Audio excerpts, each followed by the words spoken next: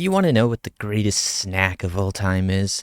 A simple and humble cracker that triumphantly stands above all others? I present to you the white cheddar Cheez-It. Life is constantly ever-changing. Things rarely stay the same, but throughout my life, there have remained a few constants.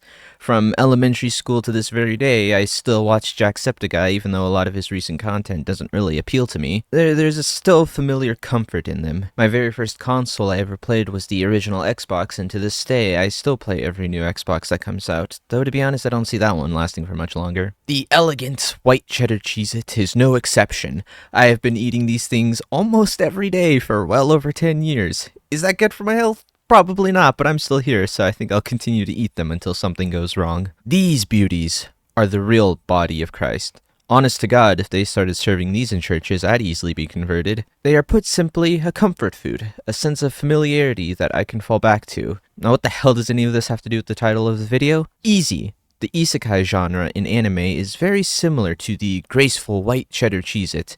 Not in terms of quality, hell no, but they are similar in their function. When it comes to isekais, I don't have to think at all. It's a stupid yet familiar environment that I can fall back to without having to use my brain. An intended result, I'm sure. After all, the points of these shows is to provide a form of escapism to its viewer, where they don't have to think about the real world at all. I've never held this sentiment though. For 90% of them, it's just dumb turn your brain off disposable media that kills time. The other 10% though, is what I'm interested in talking about. A while back, I made a video talking about how watching Joker from Persona 5 inspired me to be better in an attempt to be more like him instead of just projecting myself onto him. There exists 3 other characters like him who make me think, holy smokes, he's just like me, for real, for real. Characters whom I wish to be more like for one reason or another, and it just so happens that these 3 are from isekais. Now, this isn't some sort of in-depth comprehensive analysis on these characters and why they're so amazing. This is simply me going, fuck yeah, these guys are awesome, I want to be just like them when I grow up. Nothing intelligent here, just the ramblings of a retard too delusional for his own good. Where they make the french fries, and she talked about the heat, it was so tough. I guess I can start semi-seriously with number 3 on my list. Sadao Mao from The Devil is a Part-Timer. The reasons I like Mao so much is, 1, like all the characters on this list, actually feels like a real character and not some blank slate for the viewer to project themselves onto. Mao is his own dude with his own motivations and personality, which is a breath of fresh air from all the other disposable isekais we get every other day. The real reason I love him so much is just how enthusiastic this man is about his life.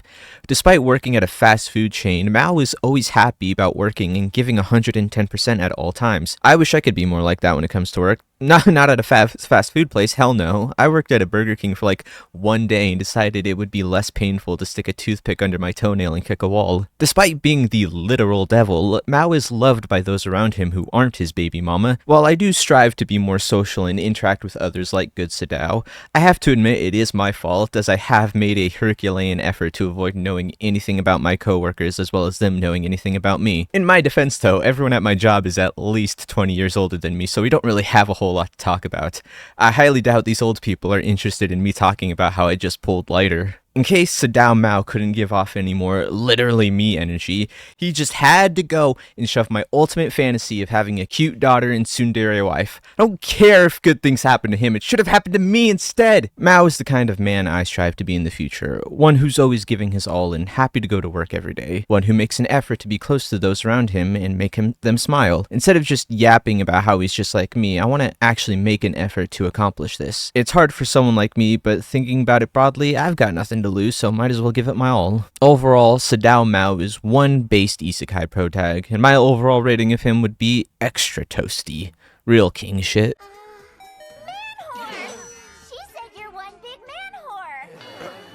Sid Kagano, aka Shadow, is my role model. Sid is an incredibly ambitious man who's willing to get his hands dirty to achieve his goals. I'm definitely not too different than that. I'm willing to do just about anything for money. Miyabi isn't gonna pay for herself. I'm what the kids these days call a whore. Sid definitely embodies the literally me energy more than most. One of my favorite parts of the Eminence and Shadows is in season 2 when Lady Maria shows up and gives an ominous message about the vampires, and Sid just thinks it's the coolest thing ever and just runs around saving people, repeating that line to strangers without even realizing what it is he's even saying. He even says it back to Lady Maria at one point. He's a complete idiot and I love him for it. Another instance of this man is working hard to achieve his goals, so there's no reason I can't do the same. Granted, I don't plan to be super Batman and start a cabal of cute girls who are part of a shadow organization that secretly runs the world, but hey, I'll settle for getting to 1,000 subs. It's mainly nice seeing a protagonist with a personality. You never see What's-His-Nuts from the smartphone anime steal a piano just to play it for some chick in the sewers so he would look badass and mysterious to this one person in particular. You won't catch Kirito giving a speech to a woman to take fate into her own hands while stuffing cookies in his mouth with a dead serious expression. He makes such a hard effort to look cool, and it's when he's not even trying that everyone thinks he's cool. There's some wise advice to be made there, but I'm not going to bother figuring it out. Put simply, Sid is funny and that's why he's my number 2. Bacon and cheddar. Male employees still make 30% more than their female counterparts. Way to go, guys! Let's shoot for 40! Alright, so you know how I said the previous 2 characters were ones that genuinely inspired me to be better and actually try living life for once?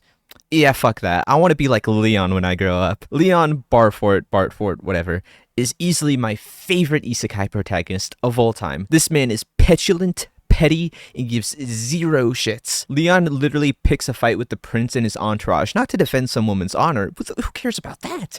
Instead, he fights them because they pissed him off in-game in his previous life and also hates how good-looking they are. I so badly want to use more footage that shows just how awe-inspiring he is, but I'm only going to show things from the first few episodes because I implore you, begging on my knees for you to go and watch this anime. Leon Barford is my spirit animal who wants to be happy at their job or aim even higher for bigger ambitions when I can just be a petty little shit who pisses people off for my own amusement. His mech suit is even fittingly named Arrogance. Also, I can't say with absolute certainty, but I think he might be a little bit of a misogynist, so based. To be fair though, this whole show is a little bit incel. The whole premise is how women are at the top of society and men are the oppressed ones, which sounds pretty damn girl boss at first, but the show, whether intentional or not, makes the whole scenario seem like a bad thing. You know what they say, spite is the greatest motivating factor in life, and that couldn't be more true. Fun fact, but the whole reason my name is Tom Jack is because I made it up when I was in the 4th grade, and my friends thought it was a stupid idea for a YouTube channel name.